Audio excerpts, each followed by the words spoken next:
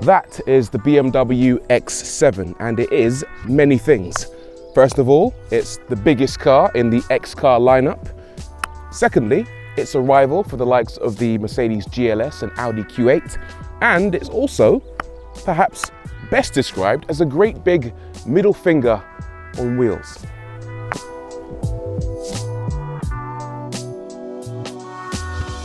Look at this grille. Yeah, I know big grills are very on trend these days, but this is so enormous, it's almost like a caricature. It is around 3 feet long. That's taller than Mini-Me from Austin Powers. The badge has actually been made bigger so it fits the giant proportions of the X7. And then there's the engine. The engine bay is so enormous that it makes this engine look like it's shrunk in the wash. But that's nothing in comparison to the length. This car measures, and I need to double check this, a quite astonishing 17 feet, which is fine, except the average length of a parking space in the UK is 16 feet. But the X7 doesn't really care about things like that. It's an X7.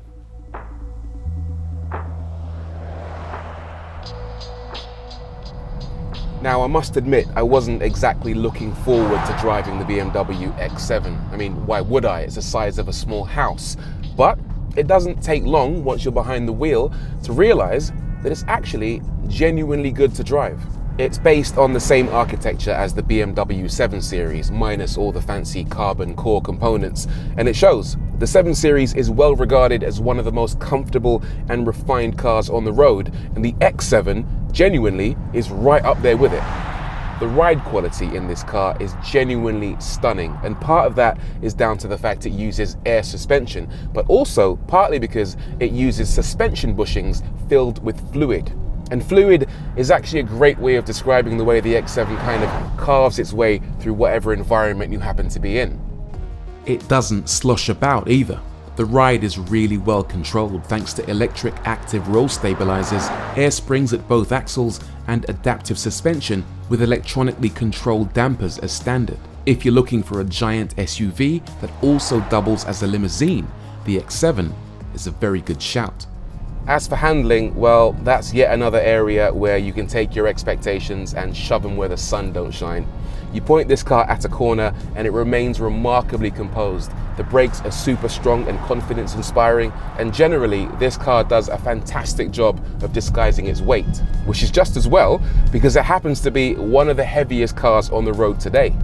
And because it's heavy, BMW has had to ensure that owners have the option of some very powerful engines. This particular version is the xDrive 30D, the volume seller. It offers a decent blend of performance and fuel economy, and it's certainly strong enough to haul the X7. Just don't expect to set any lap records. The top model, if you live in the US, is a 4.4 litre V8, although sadly we won't be getting that in Europe. Over here, the model you want to go for if you want your X7 to scream "up yours, get out of my way" is the M50D, and that uses a 3 litre turbo diesel which knocks out 400 horsepower, 760 newton meters of torque, and it's good for 0 to 60 in 5.4 seconds. This surprising turn of speed, combined with excellent body control, means the X7 is actually really good fun to drive, either fast or slow. There are various driving modes, including a sports setting, but it's probably best to ignore that as it firms up the suspension slightly too much. Where the X7 works well is either in the comfort or adaptive setting. The latter especially delivers a really good blend of ride comfort and sporty handling. There's even a decent amount of feel and feedback through the steering wheel. BMW, to their credit, haven't tried to numb the driving experience. This might be a big, heavy car, but it's still a BMW. Of course, you could be forgiven for thinking that the BMW X7 is just a show pony, one that will completely fall to pieces away from a perfectly paved road. But you'd be wrong, because when you run out of road, this monster of an SUV is as capable as they come. The off-road package, an optional extra, allows the driver to select from snow, sand, gravel, and rock crawling modes, and alters the ride height, accelerator response, gearbox control, and corrective inputs from the dynamic stability control. It all works seamlessly and effectively, even on standard road tyres, the X7 generates enormous amounts of grip. Off-roading your £100,000 luxury SUV should be pretty nerve-wracking, but it really isn't. And that's testament to the fact that it's just so capable.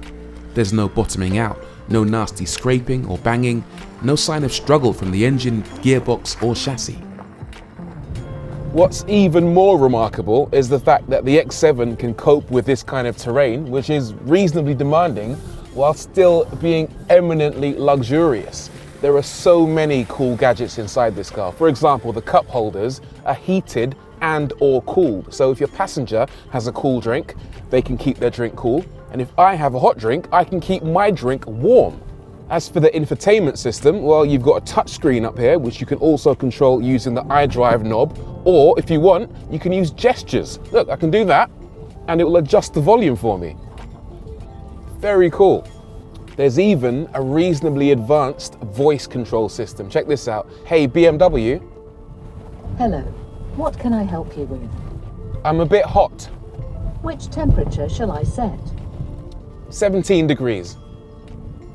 I set the temperature in the driver's area on 17 degrees Celsius. And it's even clever enough to know who's talking to it. If the passenger gives it a command, it will only activate the temperature in that compartment. And if I give it one, it knows that I'm the one that's giving the instruction.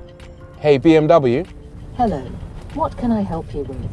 Activate the fragrance function.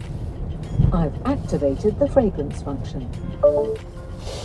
Yeah, smells like money.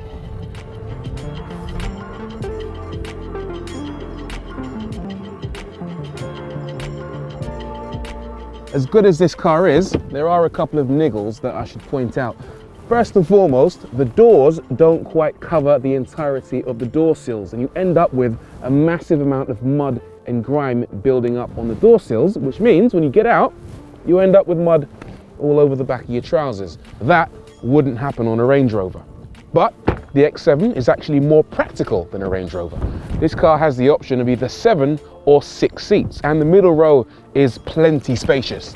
You get in and you have masses of headroom, masses of leg room, and if you're carrying more than 5 passengers, well, that's pretty easy. You press this button, the seats move forward automatically, and if I clamber in reasonably gracefully, I can find that I have actually a decent amount of headroom and leg room, even back here. As for luggage space, well, press this button, seat goes back into place, shut the door, and I can find that the X7 has 326 litres of boot space with every single seat in place, which is decent. However, if I want more, I press this button and every single seat in the X7 will fold down automatically, so I get enough space for all my shopping, old mattresses, dead bodies, literally anything I want. You know, that is really cool. That's almost enough to make me want to go to IKEA, but not quite.